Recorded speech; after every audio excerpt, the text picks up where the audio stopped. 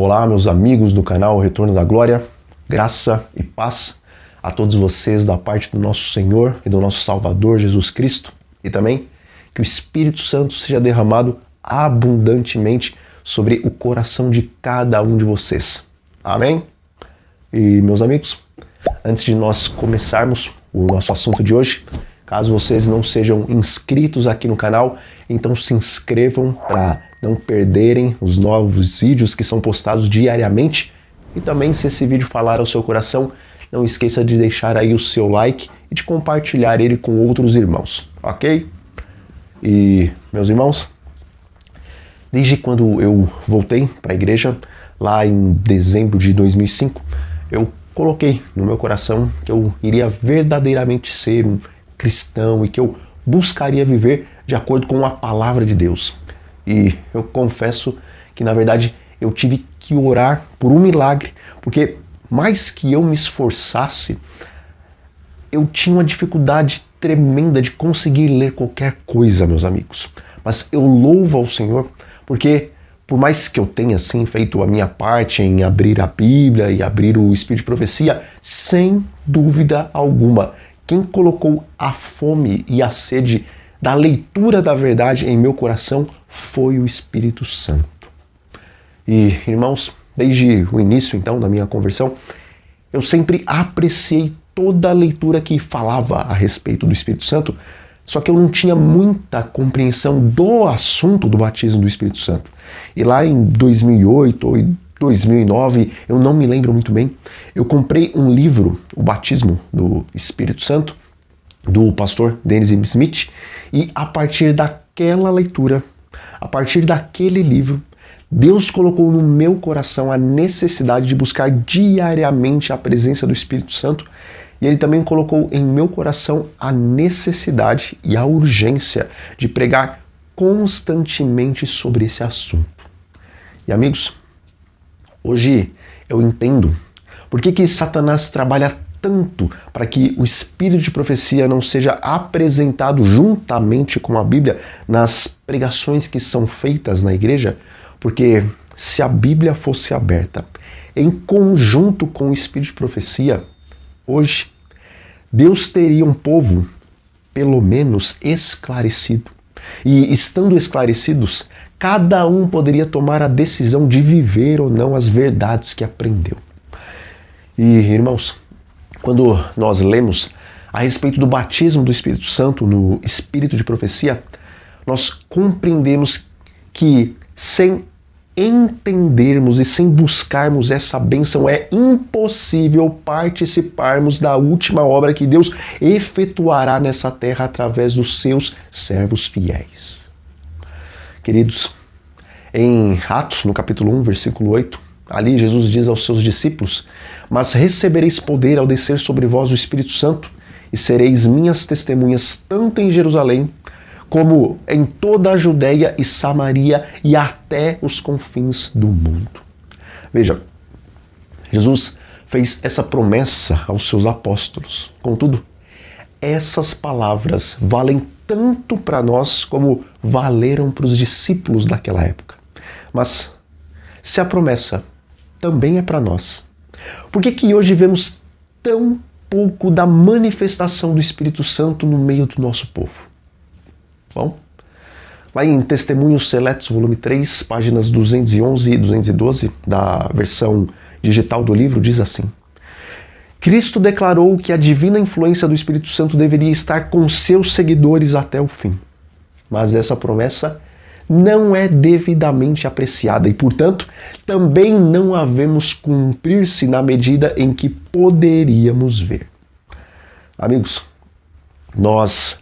não temos dúvidas de que antes que se feche a porta da graça, Jesus derramará sobre o seu povo a plenitude da chuva serôdia do Espírito Santo, para então darmos um alto clamor da terceira mensagem angelical.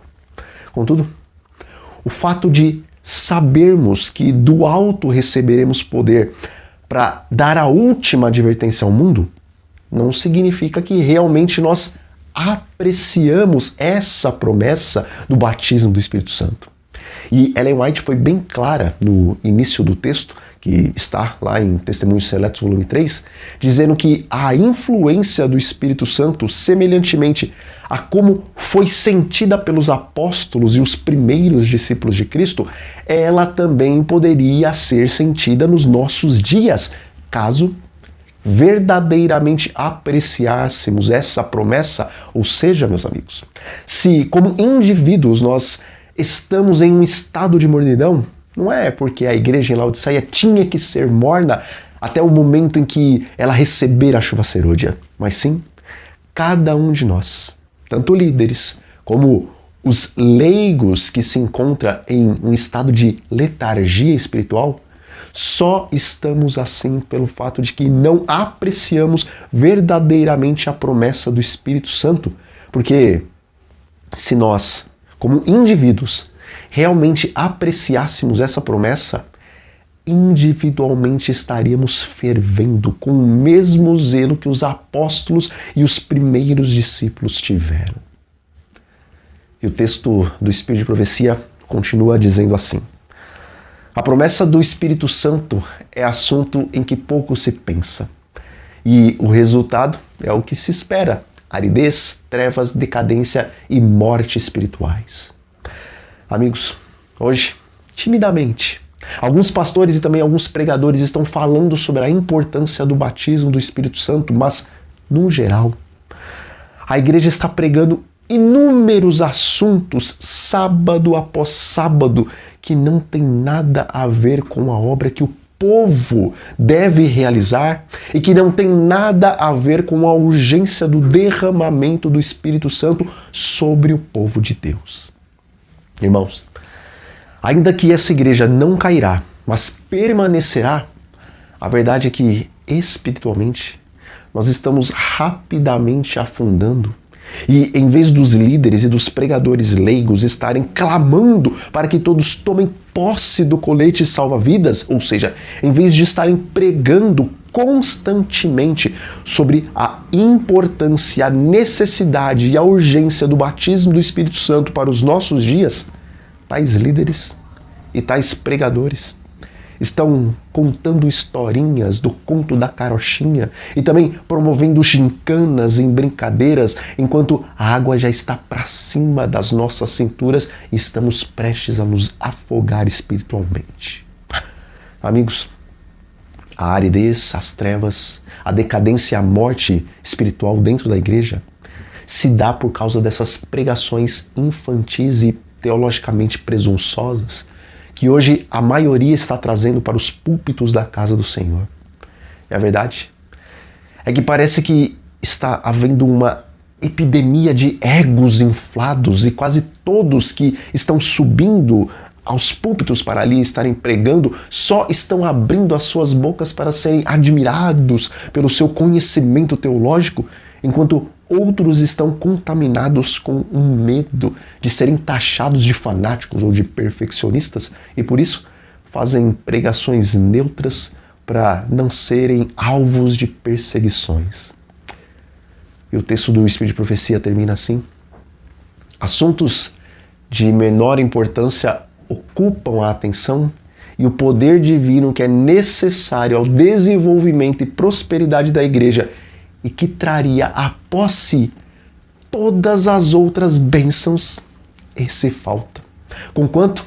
é oferecido em sua infinita plenitude. Bom, quando alguém entra na faculdade, boa parte das conversas dessa pessoa é sobre os assuntos da faculdade. E quando alguém começa a namorar, boa parte das conversas dessa pessoa é sobre a alegria que ela está sentindo por ter encontrado alguém. E também, quando alguém está enfrentando sérios problemas, principalmente de saúde, boa parte das conversas dela será sobre a situação que ela está passando. Veja, constantemente nós estamos falando a respeito daquilo que enche os nossos corações. E se dos púlpitos o assunto do batismo do Espírito Santo quase não é falado, enquanto outros assuntos de menor importância são apresentados, então isso quer dizer que a volta de Jesus não é verdadeiramente o assunto que preenche o coração da maioria dos pregadores. Porque se fosse, todas as pregações dos sábados, das quartas e dos domingos estariam transbordando de versículos bíblicos e de textos do Espírito de profecia sobre o batismo do Espírito Santo, porque aqueles que realmente querem ver Jesus voltar nas nuvens dos céus entendem que é mais do que necessário que recebamos a plenitude do Espírito Santo como chuva temporã e como chuva serôdia. E como disse Jesus, a boca fala do que o coração está cheio. Ou seja, o coração da maioria dos pregadores está cheio do desejo de permanecerem nesse mundo. E por causa disso, a boca deles não está cheia dos assuntos relacionados ao batismo do Espírito Santo, porque quando esse tema for verdadeiramente pregado de forma insistente na igreja, nós iremos sair daqui dessa terra, meus irmãos. Amigos, se hoje o banco em que você tem uma conta